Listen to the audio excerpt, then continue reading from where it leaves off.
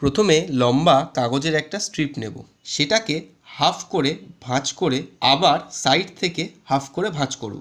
এবার মাঝখান থেকে খুলে এইভাবে অ্যারো শেপে ভাঁজ করব, তারপর উল্টো দিকে মুড়ে দেব। একইভাবে অন্য দিকটা অ্যারো শেপে ভাঁজ করে উল্টো দিকে মুড়ে দেব। ওপরের ত্রিভুজ আকৃতির মাথাটা এইভাবে কেটে ফেলব।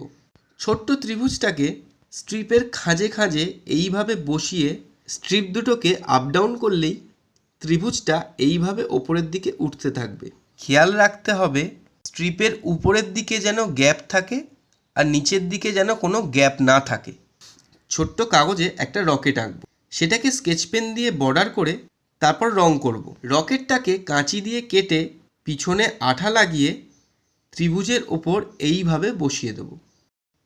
আমাদের রকেট লঞ্চ হওয়ার জন্য রেডি। Thank you.